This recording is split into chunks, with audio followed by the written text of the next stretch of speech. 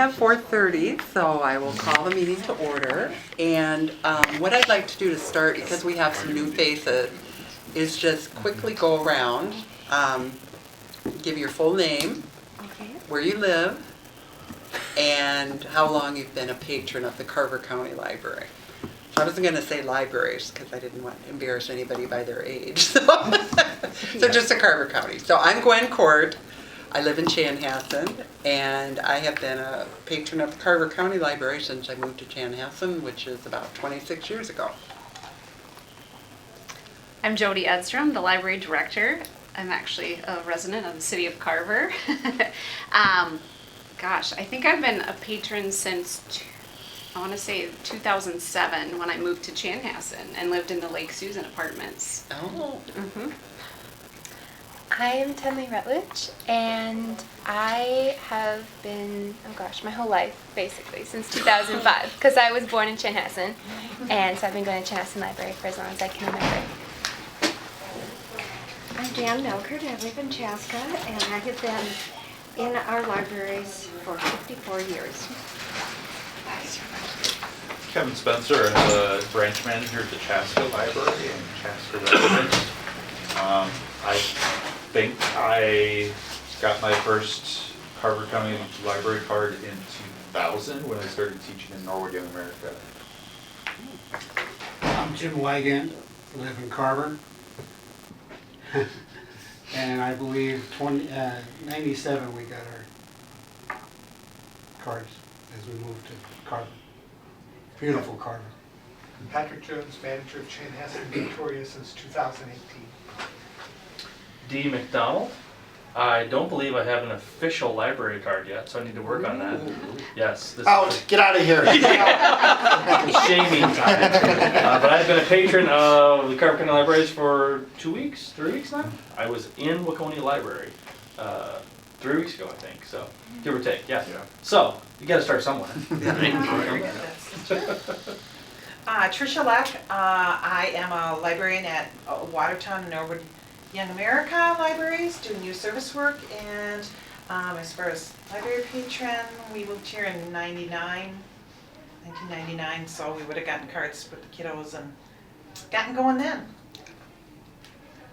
Paul Erickson, branch manager in the western cluster of branches of Waconia, Norwood Young America, and Watertown. Moved to Waconia when I started as branch manager a little more than 8 years ago.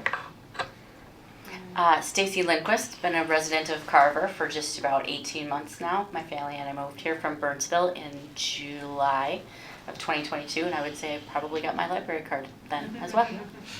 I was going to say, you saw the light. I did. I'm Charles Tay. Been in Chaska since 2004 and been a patron since 2004.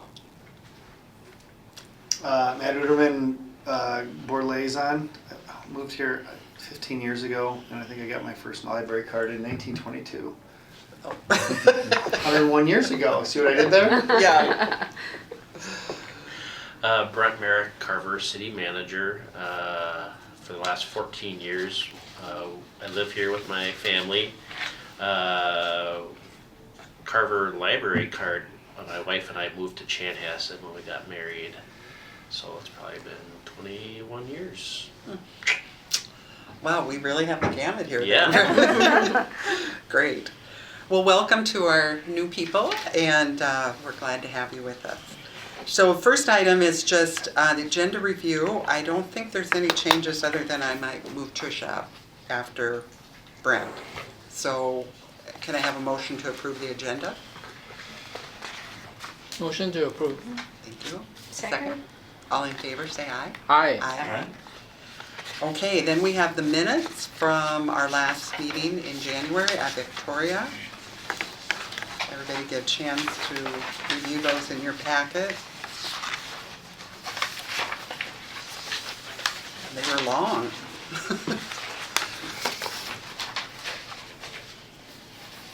Any questions or concerns?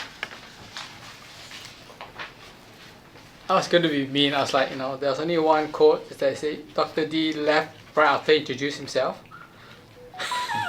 What's that? Just kidding. I was going to be mean.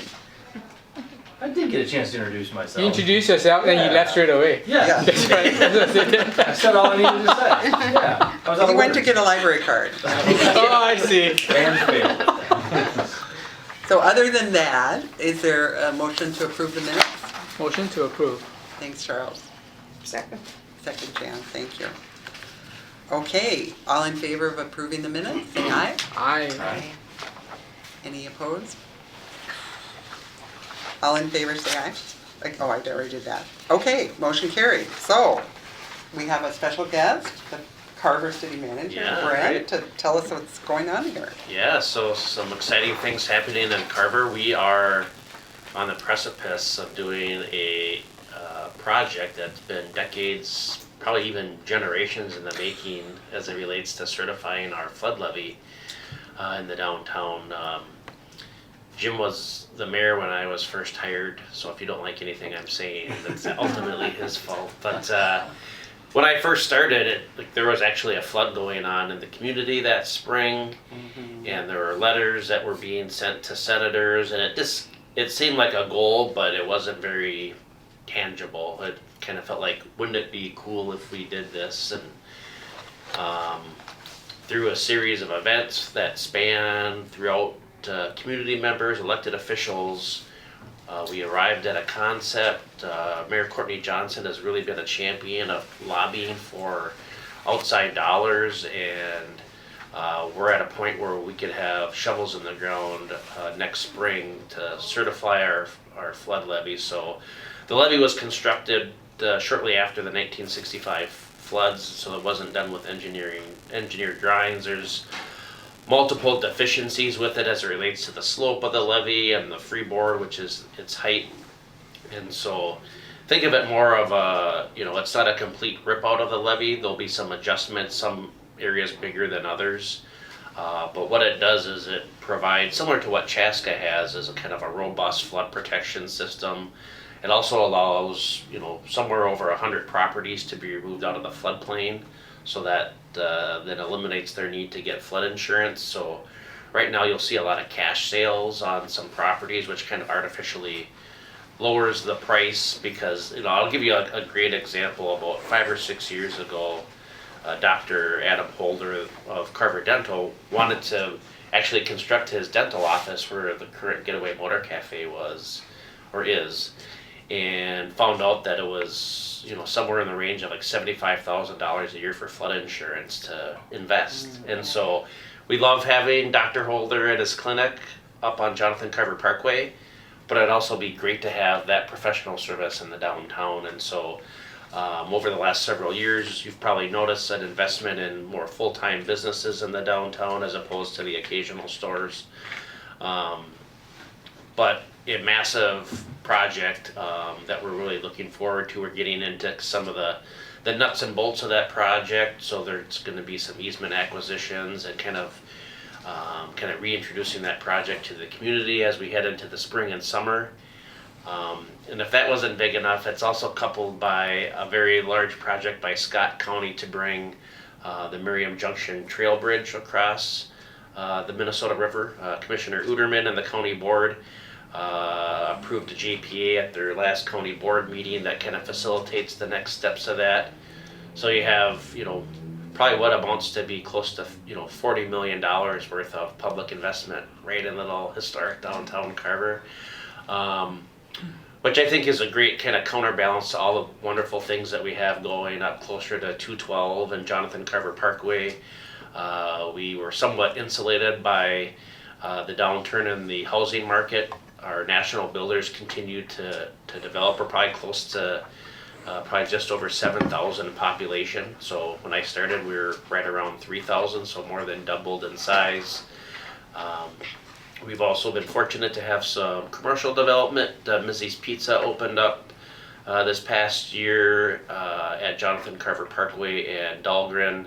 Hometown Bank and Mocha Monkey are under construction just east of Quick Trip on Jonathan Carver and Monroe.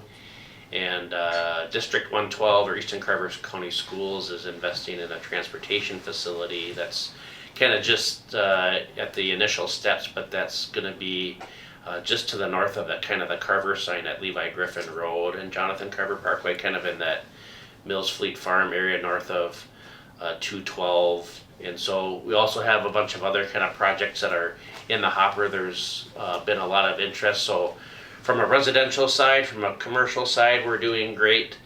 And then this kind of, some of the other investments have really, I think, bear some fruit. So the library's investment in that express system, coupled with Carver Elementary, the fields, there's just a lot of kind of opportunities.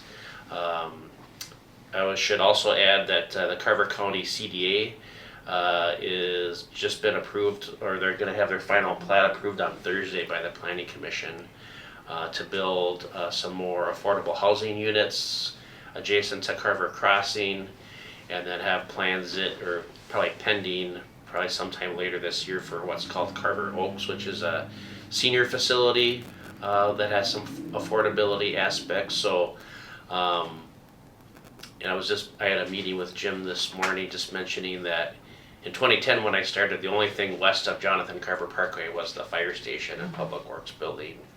And now, I mean, if you have some extra time, take that left on Monroe Drive past Quick Trip and drive to the end. It's like, it's an entirely different, like, new city that's being kind of built, and you see these homes, and it's literally like where the sidewalk ends. You can see it kind of going into a farm field.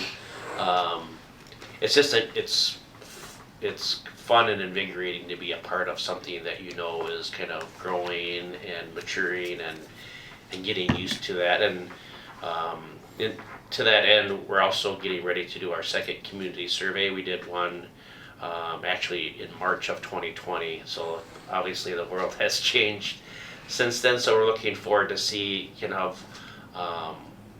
what we need to do going forward. A large part of our population has, at one point, I think we measured 80% of our population had lived here for 10 years or less at one point. And so, as you can imagine, if you think about how your families grow or your businesses grow, like, expectations will change as you increase or add to that family, add to that community. And so, looking forward to getting that data and understanding how we can, grow and evolve with them and try to meet their needs. So that's kind of a high-level overview, but happy to answer any questions on topics involving Carver or ways that I can be supportive, or the city can be supportive of the library system. You said you're gonna build a levee, and before that, or currently, flood insurance is really high. Will the flood insurance abate once you have the levee up? Yeah, so it takes quite a bit of time. Actually, we met with some friends, the city officials down in Granite Falls a number of years ago. It actually took them from start to finish 10 years to do that. So, like, we'll probably, hopefully, knock on wood, have the construction done within 3 to 4 years, but it might take as long to get through the federal process to have all the paperwork done to actually remove that requirement from the deeds and the mortgages within the downtown properties. But it'll be worth it when you think about the indirect and direct impacts that it has to kind of how the local economy functions in the downtown. Will your survey include any questions about a library? I have seen a draft. I don't believe we have any questions related to the library. I mean, what do you hear about that? People probably go to Chaska for Target and stuff like that, so they don't mind going to that library? Yeah. That's the main one they go to. And I don't know if I have this right. I think I got maybe from Jim. I don't know if we're actually eligible to have like a brick and mortar library just based on the distance we are from Chaska. So I don't think it's ever been like a tangible conversation in the community about library services other than like leaning into the resources that are available. Okay. Am I right in that, Jody? Yeah, it has to do with the distance between. I see. Okay, so it's nothing to do with population. Right. But we've started to do a little bit more outreach in terms of programming in the city of Carver as part of efforts from Chaska branch. So that's been part of the conversations we've been having too about that. And then obviously the express lockers are very well utilized here too. You know, one of the things that the council did to kind of lead into that is, like for like library services, any events that they would have in facilities, we waive the rental charge. So hopefully that, you know, is another kind of impetus to try to have programming in Carver where it might cost more in other communities. So recognizing that people enjoy the programs and services the library provides. Yeah. It's too bad that Chaska didn't have a bigger library, more comparable to Chanhassen.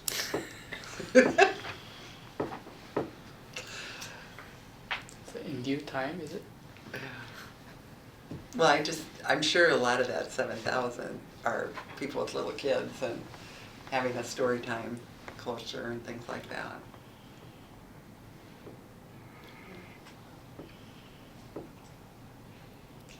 Any other questions for Brent?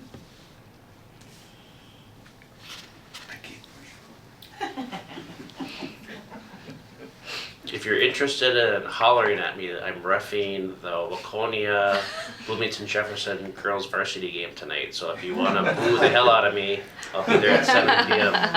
So Wow. Commissioner Uderman's been to one of my games, and I had to throw him out because he just He got got tossed. really obnoxious. Trying to compliment his refereeing. Came out wrong. I just want to compliment Brent. I mean, it's a growing city, and most people know this, but Victoria and Carver will be the two largest cities in Carver County in the not so distant future. We have three of the largest, fastest growing cities in the state, three of the top 25, the other one being Waconia. And I mean, these things take hundreds and hundreds of hours of perseverance to have the conversations to lay the foundation. I always say the next 20 years shapes the next 200 years. You're proof of that. You've been here for 14 years, add another 6, and then collectively you're $40 million, those two projects you mentioned, but there's over $500 million of civic investment in the eastern part of the county in the next 5 years. That's massive investment, and we'll get to see it, at least our kids will get to see the benefit of a lot of those things that we're doing today. Yeah. So thank you for your leadership. Okay, thanks for coming. Yeah. Thank you. Yep. Thanks for having me. Let us use your space. Have fun tonight. Yeah. Thanks. If I see you there, I know I'm in trouble. Okay, any other, Jim, did you have any public input or? No, I will say, in 1860, the population of Carver was 722. I wasn't here then. You came the next year. 1990, they'd grown to 744. So over 130 years, it gained 22 people. And now it is 10 times larger than what it was in 1990, so it is really growing fast. Yeah. Curve would look like. And nothing from you? Nope. Public, okay, Nope. great. So let's move on to 7-1. We have Tricia here to talk about youth services. Well, thank you for letting me visit with you. My name, if you don't remember, is Tricia Lack. I have the privilege of working with a fabulous youth team in Carver County, and we look at programming kind of 0 to 18 with the children, our youngest patrons in the library, so we're touching back to those story times and all those things. And I wanted to kind of start with telling you a story. First of all, I'm going to hold this up. You probably all got this in your packet. I'm going to touch on some highlights from this without reading it to you, because it would be terribly boring, I think. But I'm going to start with telling you a story, and I'm not going to use a little person's name, about a little friend named Jaden. That's not his real name. The story is 100% true, though. It's a little friend who the family moved to the library, and moved to the community, I mean, and they were a brand new family to the community. Didn't have connections to a lot of the community support services, to what went on in the community, the pulse of the community, and one of their first stops was one of our libraries, which was fabulous. They came in as a family, we met them, we were able to kind of talk about the community, introduce them to some of the places and spaces within the community. This is a family that had homeschooled their children, And so they didn't have a lot of understanding either of our school systems. They weren't sure what they wanted to do when they moved to the community. And we had this little friend named Jaden. And Jaden started coming to our storytime programs. He was one of these kids because he had grown up in an environment that was very different within the home, wasn't used to being in a social dynamic, participating as a group in a circle time or in a story time, would stand up in front of the book so that other children couldn't see, which is developmentally normal for a child when they haven't had those kind of social cues around them, would grab things and come up and be very excited to be in the library. As a result of them coming and participating in an ongoing way with the library and coming to the story times, next thing they did was they were signing up Jaden for 1,000 Books Before Kindergarten, which is a program where we promote literacy and really connect families to reading from the very early age, starting with 0 on, and get them excited as parents or guardians, as the first teachers for their children and the models of literacy. He ended up joining our ECFE on Wheels program, which is a wonderful partnership program we have with the school district with many of our library systems. And as a result of that, they decided to place their children in schools as a result of this little library program. And we don't make a decision one way or another with their families should homeschool and have a dynamic environment in their home, should go to a private school, or should participate in a public school. What I'm talking about is the resources that the library provided to help that family make that decision, to become engaged in their community, to find out what was going on. So I'll come back to our little friend Jaden at the end. So Jaden's on his journey in our library, and I want to highlight some of the programs that we, over the 2023, had as part of our youth service team and all of our wonderful library and associate librarians going on in our libraries around youth service.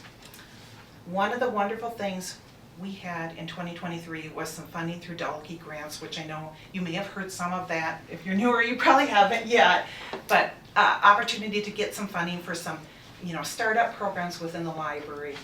We had a wonderful initiative around STEM and our juvenile nonfiction collection, which is our fact-based collection where kids are learning about real things in life.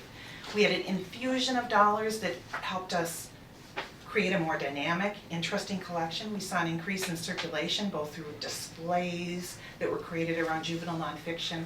We also had STEM programming in the library for our elementary kids, STEM, the science, technology, engineering, and math, that brought kids in from all kinds of backgrounds to learn about those aspects. So that was one of our Dalkey grants. We had grants around 1,000 Books Before Kindergarten, as I indicated. It's our early literacy program for the 0 to 5s or 0 to 6s, depending on when they determine they're in that kindergarten range, that incentivizes that reading experience. And I'm always telling families when they're doing it, if you read the book 10 times to your little one, count it 10 times, because that repetitiveness of reading and having that connection and learning and hearing those words over and over is so important. So a great initiative there. I was literally working on New Year's Eve. We didn't quite get launched because of some factors with materials coming in and timing. So Christmas Eve, or New Year's Eve, I did the rollover behind the scenes on the website, and in January 1st of 2024, we were live and already have had good feedback on this program in our branches. In addition to some of our Dalkey initiatives, we had, bilingual story times in all of our libraries during the summer, where we were bringing in some native speakers. They happen to be Spanish, and help us with the DEI in terms of having an experience for the children where their ears are hearing story time in both languages and having some experiential activities around story time for our youngest patrons. Outreach and partnership was huge over this last year.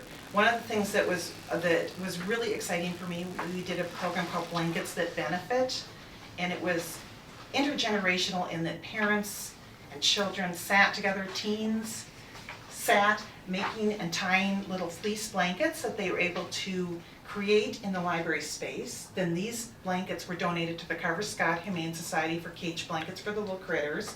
Believe it or not, they need quite a lot of them. And also to some of our senior facilities for the seniors that are like in wheelchairs, often circulation and cold hands are an issue, so they would have a little lap blanket for their space. We are continuing this program, but it was really exciting to see the kids get, you know, really emotional. They see the little picture of the kitty, think they were making a blanket for the little kitty, and get really excited about that connection to community. We also had wonderful programs in connection with Carver County Parks, where we were out helping and connecting with camps. We had connections with book distribution and literacy and programs at our local food distribution sites. I wanted to not forget about our teens. You know, I've been talking a lot about our little people here. And our teens, there were just as many exciting programs and opportunities there. We continue with our teen flat pack program. And what the flat pack is it's a little packet the teens can take home. It includes like maybe a craft activity or something of that nature. It also includes a reading list to help stimulate, encourage that reading, not just for the little kids, but also as we continue on our reading journey into becoming adult readers. We sometimes need a little bit of a nudge about new things to read, or maybe some stimulating content in terms of, hey, I've always read in the fiction area, maybe I want to look at nonfiction, or some different opportunities there. For our teens, we continue to have had support from the Library Foundation in terms of the 6-word story. This year it was really, really cool because the 6-word story is where they come up with a story in just 6 words. They can only use 6. And this year it was focused around the library and what the library meant to them basically, or around their library experience. We had a growth in participation and reading those 6 words that the teens put down. It was amazing to hear in their voices what the library meant to them. And then unfortunately there had to be winners selected. I would have picked them all because they were all fabulous, but they're posted out there and they were just wonderful. Another wonderful team program.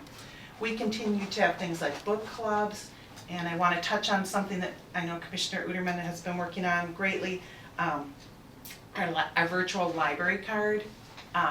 Emphasis to continue that program and expand it beyond the Waconia schools. Right now it's going wonderfully at the Waconia schools, and what that does is it gives teens and students, not all teens, tweens, opportunities to access library resources like study help, test prep guides, all kinds of things outside of the school day, and be able to get at those tools to both assist with their homework, to do research.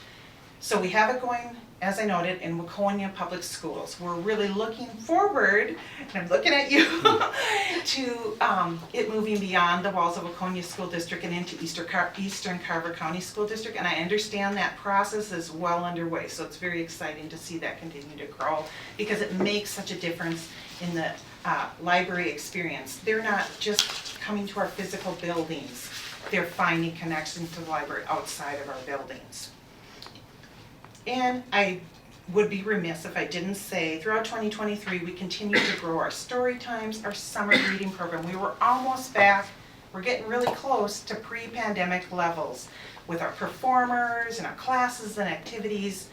We kind of, had to shut everything down during the pandemic, and now we're just seeing that grow and come back to life. And it's been wonderful to see, like at Waconia and the parks, 300 people show up to watch a performer and have that connection with the library in a very different way. Finally, this wouldn't be possible without a fabulous youth service team. Hats off to all of them across all of our branches. They're a very hard-working group. So I want to circle back to Jaden. Now, Jaden, believe it or not, he's our little library patron. He's still continuing to read and come to the library. Now he's old enough to participate in a few little classes. He's still a pretty little guy, I'm not kidding. He still comes into the library. When we think about it in terms of the library connections, Jaden hopefully will be in our community. He's going to be a community resident who has that value and love of the library. He's going to be down the road, his parents are now, but a taxpayer. But he also had his first literacy experiences and that growth, that real foundation piece that is so close to my heart as a youth service librarian in terms of building reading skills and the love of reading throughout his life, that began at the Carver County Library. Does anybody have any questions? Otherwise, there's a lot more, believe it or not, in the little paper report. Did everybody get a copy of it? You all got it in your packet? If anybody needs a copy or whatever, I'll leave a few with Paul, but it's a lot more things we do. And I just don't want, I could talk forever, as Paul knows. What? Yep. Well, thank you all for letting me visit with you. Thank you, Tricia. Thank you. Have a wonderful meeting. Thank you. Thank you very much. Thank you. Okay, let's move back to number 5. We have a couple action items here, which I think Jody will need to explain the first one. Sure. We had an oversight, typically once a year we visit our holiday schedule and we bring that to the board for review, and we had an oversight in terms of the day that New Year's Eve falls this year in alignment with the county's schedule. So we're looking to adjust the New Year's Eve hours. It's a Tuesday this year, so that our branches would close at 5 o'clock. So again, that aligns with not only historically what we've done as a system in terms of the New Year's Eve holiday, but also aligns then with the county as well.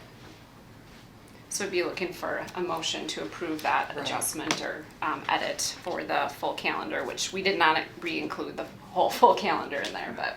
So yeah, that was my question. So we were waiting to find out what the county was doing, or we just? No, that was an oversight initially when we okay. brought that full, because you had already all approved Okay, got the it. 2024 calendar. I apologize. Okay. Yes. Yep. Okay, I make a motion to approve the change of hours for 2024 New Year's Eve. Second? Okay, any discussion?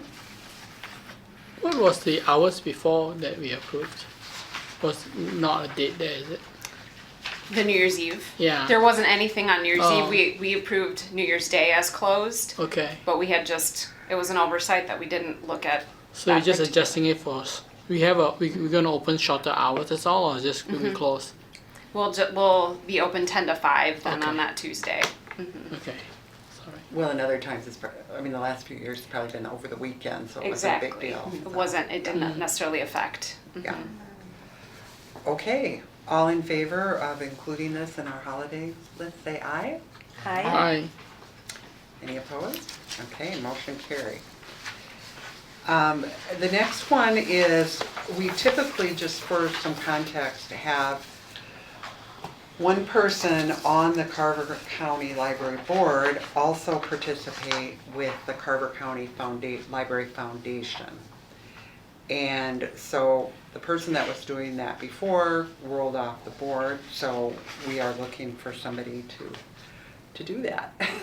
And you're the chair of that, or not the chair, but you're the main liaison for that. I'm the So main If liaison. you wanna, I've done it before, so, but you could probably explain it better. Sure. So our foundation is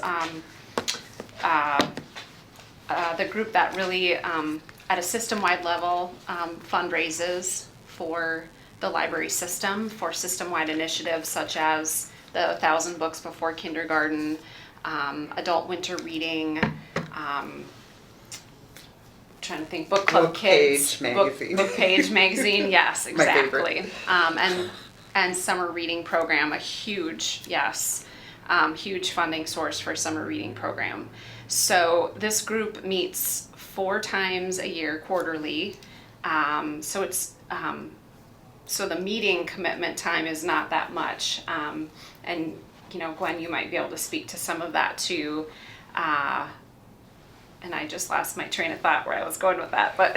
Well, the other thing is then we always have on the agenda, so that person would be responsible for just telling us what was going on at that meeting, so we kind of make sure, because I can't just give money to the Chanhassen Library. I could give it to the foundation, or I could do it through the Friends group, but the foundation is kind of the umbrella. Right. That's a 501c3 that you can have Exactly. donations to.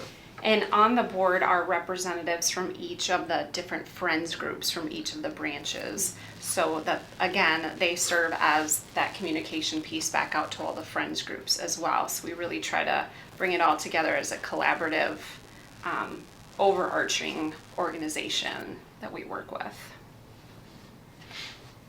And how is the membership these days in terms of non-friends people?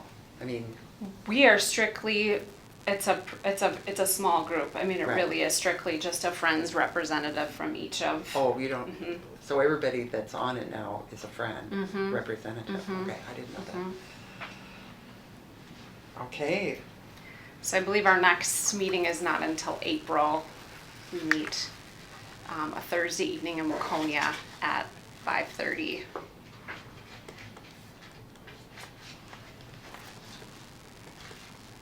would anyone like to volunteer for that role? Or should we could, You have a little time if you need to Yeah, think about the it meeting too is and until circle April. back to it. When is it, April? So same time like second week of April Yes, second Thursday. It typically falls, it has been falling the same week as board meeting. or? Okay. Mhm. I won't be here. well, we'll have people think about it, and I could do it. I would love to do it. you would? Yes, I Great. would. I think it's so interesting how they consider supporting all the projects and programs, but give equity to all of the libraries. Great. I thought it was about 6 meetings, but you say it's only 4. Mhm. But I think you're attempting to say that although the meeting was quarterly, but is there still some kind of monthly updates? Because every month we still meet, and do we get 3 months of the same note information, or is there changes going on that whoever is participating will get updates on? It could depend if we're in the midst of planning for a particular fundraising event. They will have committee meetings rather than the main meetings. Right, and we haven't had much of that recently. It's really been it's a new group, an exciting time to move forward and transition together. So we're really in the process of kind of building that up together right now. So Jan is raising her hand. Well, sure. Great. Does anybody Do we else need to like vote on that, or like make a motion for that? Okay. I think so. Well, I'll make a motion that Jan Melchert will be our liaison with the foundation and along with secretary for the board. So, do I have a second? Second. Okay. All in favor? Aye. Aye. Anyone opposed? Thank you, Jan. Thank you. Thank you. Well, and I remember when I did, I mean, some meetings at the regular board meeting, I just say, no updates, and move right on. So it was just more if there were some activities going on. And I don't know, Jody, wouldn't you say that since the Dalkey money came, it hasn't been quite as burning fundraising issue, or is that gonna change? There hasn't been as big of a push for it, Yeah. and we're trying to think creatively about some ways that are not as intensive as doing some events to continue to fundraise, but at the same time, we know that our staff are still putting important funding requests to the table for the foundation, so it's crucial that we do think about how to Right. support So those. when the Yep. foundation meets every 4 times a year, Mhm. they then review the request, or is the request reviewed throughout the year? Nope, we have a process where the requests come in the fall at the October meeting. Right. So there's a yearly review process that we work with staff and branch managers to submit those requests. I didn't notice this year that they sent the letters out for donations. A holiday letter? No, Yeah, I didn't get a holiday letter. I mean, it usually comes in January, I thought.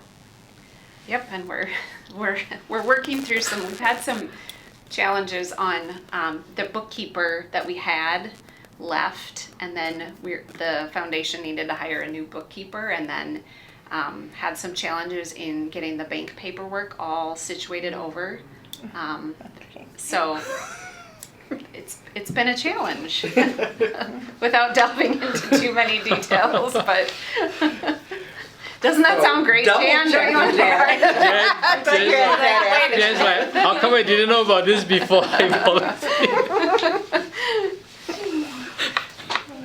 Well, it is important work to It is. kind of keep that going, and so appreciate that. So I know that Dee has to leave at 5:30, but I just wondered if we wanted to break up the flow to do a photo now, or if we could do that right before he leaves. We could do it right before, yeah, Yeah, that'd be let's fine. do that. Sure. Okay, so budget, Jody, 7-2. So, first of all, I apologize, we included the 2023 budget, which that's okay too, but it should have initially been the 2024 budget, which I believe I passed out to all of you now. This is the time of year where it's, we're in that transition mode of closing out 2023 budget. And some things have not still cleared through finance. So what was included in the initial packet was the 2023 budget, but it's not completely finalized yet. And then the 2024 budget was the initial or the additional handout that I shared out. So that will just give you a picture of where we are sitting as we move into 2024. Can I ask, what is the budget cycle? What are the dates? Start and end? I know it. So it's, Is it calendar year? yep, exactly. But what happens is, as we work with county finance, and they continue, we have a lot of prepays for software accounts that get shifted at this time of the year, as well as some, and then looking at anything that might potentially be rolled over. So all of that gets prepped and is not finalized until the middle of March. So it really isn't until March that we see like the final, really bottom line picture of where we landed with this past year, if that makes sense. So, and then as we move into, just to give a broader perspective, as we prepare for 2025 budget, that process will start up likely in May and June as we prep those requests and that planning and work throughout June and particularly July. And then that continues to work through county board work sessions and doesn't get finalized until December then. So we're always like really working through 3 fiscal years essentially at any given time. So, so not a lot of news to update on the 2024 budget at this point. Unless anybody has questions. I was just gonna say, as context for our 2 newer people, that usually the director just highlights if there's something we should be aware of, but as an advisory board, we're kind of like, you know, we can lend our support, but it's all kind of county commissioner driven setup or county administrator, so. We don't approve the budget, we don't, anything No. like that. It's Right. more of an FYI. Exactly. Yeah. Yep. I mean, the only thing we can advise is that we think it should be more, but. Right, right. Always. Yeah. I'm just curious, did you not budget for the law office? The law library? Yes. Because the budget shows 0, but you have expenditures in there. Is this part here? All zeros, but then you have expenditures going through. Are you looking at 23 or 24? 24, this is the one that we just got. Okay. Law library section, do you see that? Yep. Maybe just someone failed to put in the budget. And that is tied to state law library services as well, so that could be why. So they are paying for it. Oh. Okay.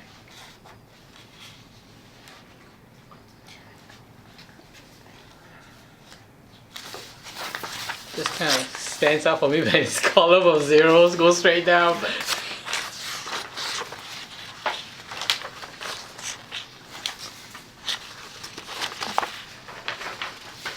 I'll go back and ask about that one. I'm still learning some of the ins and outs of the law library's budget and and protocol based on working, collaborating with state law, Okay. library services, so.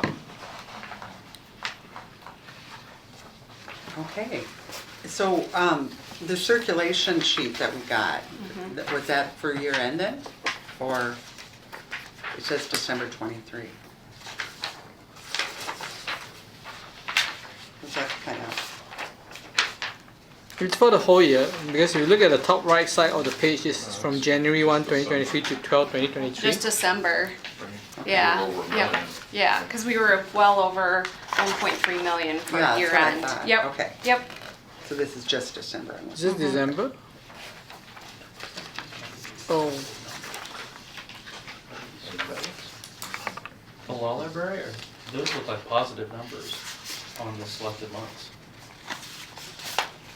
So if the budget was 0, but it was like revenue, we'd always take that. So that's a good thing. It's not a debit.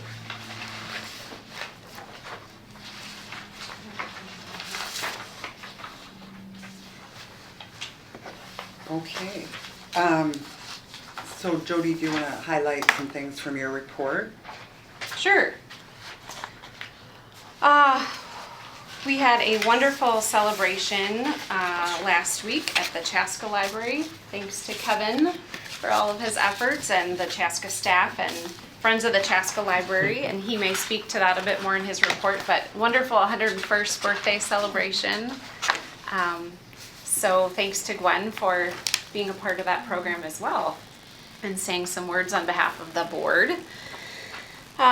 So that was fantastic. We had nearly over 100 people in attendance for that celebration, so it was wonderful. 101. What's that? I'm just, 101 people. 101, there I was you gonna say, go. how did you count the people? I looked at the door count and I Okay. estimated it was actually about 123 people. Okay, Yeah. cool. I will highlight, we had a recent all-staff meeting, which we have three times a year, a half-day all-staff training. And this particular training, we had a wonderful speaker on mindfulness, come in and speak and work with staff. And we typically have some technology updates, and our librarians and our associate librarians and our library assistants have breakout sessions and opportunities to work together. So, and some great reports from our team chairs, just like you heard from Tricia tonight, and reports on our Dalkey grant projects from this past year as well.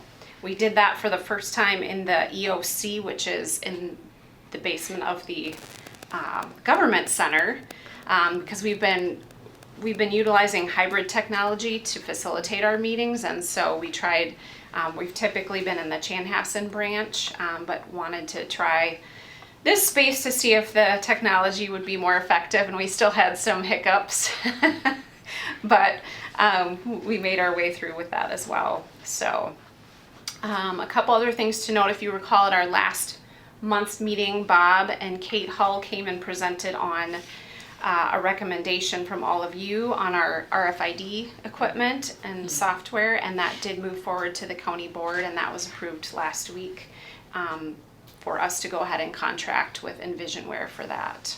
So, and then, as we already mentioned, we celebrated at all staff with reaching over 1.3 million checkouts this past year, so very exciting. Great. Okay, well, why don't we do the photo now, so we don't, you need to leave right at 5:30? Or a few minutes before would be Okay, perfect. so let's do Yeah. that, and then we'll finish with item 8 and the rest. Okay, Okay. sounds good. So are you taking it? I can take it, sure. Okay. Where do you want to? I don't try to, well, yeah. Wonder if we go against this wall here. this side, this wall. With the cover above it. Right. Come on board, people. Chop, chop. Everyone's excited to take a photo. I think last time we had a to couple fix people my hair. sitting. singing. Yeah. That did actually work out really well. Yeah. Mine Yep. too. Yeah. Come on up, But Feel like Tenley. that? We go there? All right.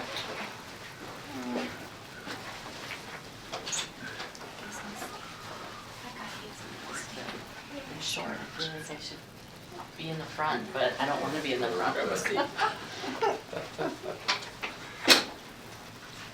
Well, it's your, here, let's, Right. Do we Can I take one move out to- then?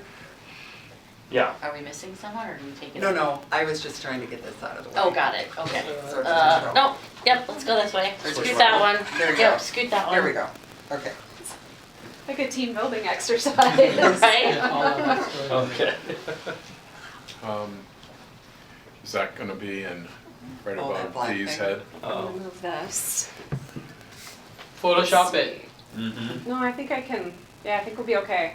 Use Canva to clean it up, right, Kevin? Yeah, there you go. Yeah. All right, on the count of 3. 1, 2, 3. Put a Okay, background there I at think the we should be good. beach. Yeah. No one's blinking.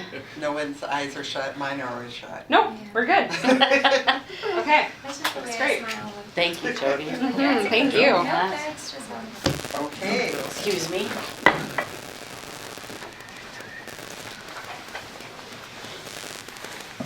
so we're on to item 8. I guess that didn't take too long. I thought maybe people would have to run and put on powder their nose or something. So we'll start with Chanhassen Victoria updates. Patrick. Okay, in your packet, include just some photos. I'm going to highlight 2. First one is a picture of author Kurt Johnson. Well, this is a virtual program. The librarian who organizes the Chanhassen librarian, and all of our hybrid author visits are run by our social media librarian, Susan Bernstein, when it's up to. So it's people in the Chan Vic cluster that are doing a lot of work on this. Second one is our Games and Gathering and Puzzle Exchange at Chanhassen Library. This is now going to be a monthly event. We're getting around 20 to 30 people. Most of them are doing the puzzle exchange and not playing games, but as long as they are showing up and enjoying themselves, that's what matters. And the last thing is not a photo, but a chart. Every week I bring photos, or every month I bring photos and tell you what people are doing. Well, I don't get to cover everyone and everything they do, so I gave you, here's a surprise, 3 key things that all of them did this past year. Thank you. I'd just make a comment on the games exchange. Yeah. So Sunday, I don't usually go on Sundays, but I stopped after church to pick up, and it's like the parking lot was packed. It was just like I couldn't even find a spot. I thought it was story time or something going on, and I see people coming out with stacks of games, and it's like, okay. So monthly now. Yeah. Well, I got some games I can get rid of. I was just gonna ask, how do I donate if I have some puzzles that? Just bring puzzles and games to the library and we'll take care of them for you. Great, they have all the pieces even. And Yeah. actually, I we do, have I put them some together and then I'm like, done. leftover puzzles from our last exchange in January. We sent them to Waconia, and we're going to be put into their puzzle circulating collection. Excellent. Okay, A feeder system for collection development. great. Okay, Kevin. We've been very focused on a big birthday, so, some I thought you'd highlights. bring some leftover cupcakes or something. I threw them away down my mouth. Okay. The Bell Museum visited for free and did a great program on space and constellations. We continue to have the Tales for Reading dogs visiting, and that's always super popular. They also visited during our anniversary party, and we're also very popular that night. Read, Stay, Play activities, that's where this time the theme was dinosaurs. We set a bunch of activities and games and Legos and stuff like that, and you can drop in and play and participate on your own schedule. And that was very well attended. We had our first puzzle swap, which was really great. We had 49 people come through. And Jennifer and I have been targeting specific kindergarten groups because Tricia said if you can get them involved early, they become lifelong users of the library. And as a result of my visit in particular, I had 30 kindergartners sign up for library cards just from Awesome. Carver. Awesome. So catch them when they're young. Yep. Yeah. And that's it for me. Those are the highlights. Thank you. Paul? Yeah, well, thank you. Summer reading program, as Tricia was alluding to, is actively being planned. We found this year, particularly some of our mainstay performers, and we will have them, right? Gordini will be with us, and Bill the Juggler, and Lowry Nature Center and everything. But as we started working with them in January and going into February, we're finding a lot of them were booked well. And so we're not getting all the dates that we were first looking for, and it's just been a lot of schedule juggling. So good for them, right? That they're very busy, and but we will have a very good summer reading program. Staff are working hard on getting that planned, and then details will of course come through the springtime on some of that. And with thanks, as Tricia was talking about, and as we were talking with about the foundation. Foundation provides about a third of the budget for summer reading program. Collectively, the Six Friends groups contribute about another third, and MELSAR Regional Library System provides funding for programming throughout the year, which we designate about a third of what they provide for our summer reading program as well.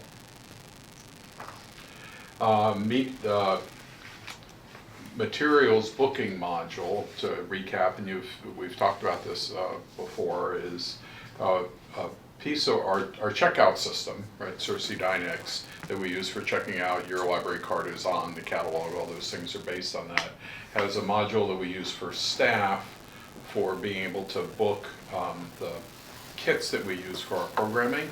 So we know, for example, that I want XYZ story walk for the week of June 7th or something like that, right? And so booking something and specifying the dates of when I want it shipped around the system and everything. This has been a multi-year growing project for us to implement, and all the delivery and other protocols that go along with that. Today, as it happens, Tricia is our materials booking module guru, if you will, because it's come out of the youth services team, and we've been using the Norwood Young America branch where she works as one of our primary, not only, but primary storage locations. So today she was at an adult services team meeting. Kevin is the manager liaison for adult services team, and training that group to use the materials booking module for then routing around, tracking and routing around the games and gatherings and some of the other program kits that are used by the adult services team. So we're at a point now with this multi-year project where we're really, I think, at a point where we can say we're close to fully implementing what we had set out to do. And so great afternoon today. A 3-building day for Tricia, right? And that's not unusual, right? All of our staff are moving around between buildings and things like that. So she started doing a story time this morning, trained staff this afternoon, and reported to you all this evening. So good stuff. One of the things that I thought is we're all right now, all the managers and Jody and employee relations are involved in right now our annual service reviews.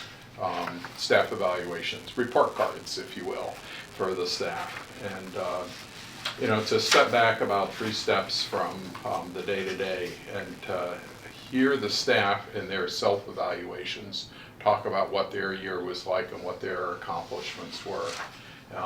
To then do also annual reports for teams and report that out to our collective staff and everything.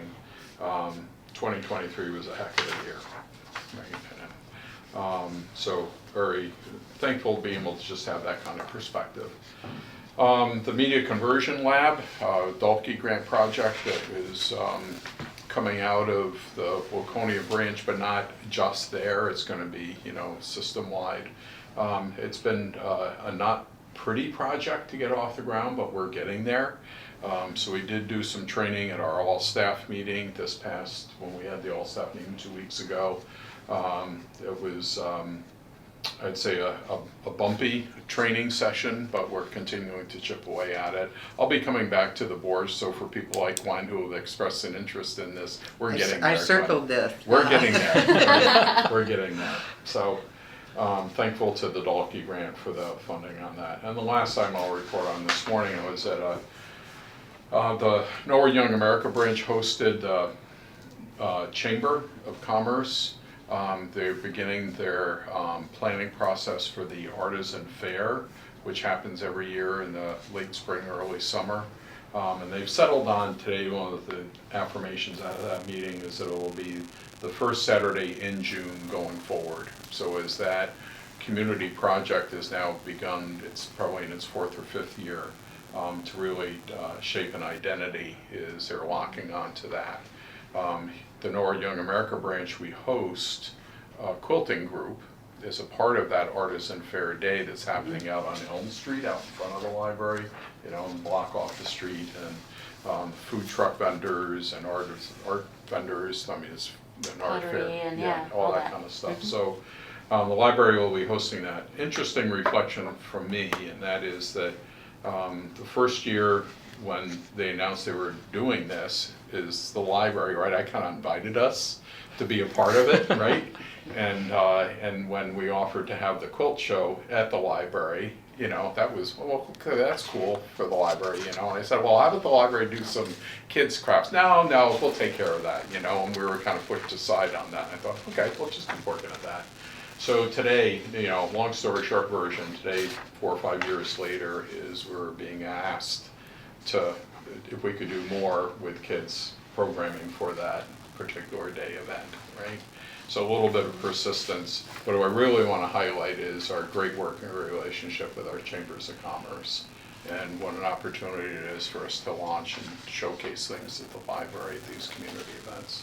So June 1st, mark it on your calendar, be there, be square. It's going to be a great day. We already ordered the good weather. It'll be nice and sunny that day. Snow. Because we ain't getting it this winter yet. So lots going on in the West, and the youth services team as always. Please. Okay. Well, let's see, Matt was here. I thought he said he was coming back, but I might not have heard his whisper right. So, we'll see. He's going to watch the game. Yeah. So, the other thing for Stacy's benefit is that the packet usually includes just clippings of publicity and updates through the library, the county, for us to review. Always really good. If you don't get the local papers, it's nice to see. Sure. So we don't really spend time on that. But this was kind of a good thing that got added. So the spring activities are all out. It seems like it's getting thicker every time, so good work on that. No, go ahead. Yep, Lots going absolutely. on. So I think that's what we needed to cover today, right? Is there anything else anybody has to add? Just to note, for the Chaska celebration, there were 4 library directors, county event. Yeah. 3 retired and Where did I see a picture on the Facebook page or something? No. Yes, that got shared out. So Yeah. it was Melissa Brashon, Nick DeMassi's, Heidi Hawks, and then myself. Yeah. So No, that was great to see Heidi. It talked about the past, but also I thought all of the reports that all of you gave, presentations, all of you included, it just showed what a bright future we have. Yeah. Exciting. No, I had no idea how many people would be there, but when you said 100, it's like, wow, in the middle of the week, and yeah. In the middle of the day. In the middle of the day, yeah.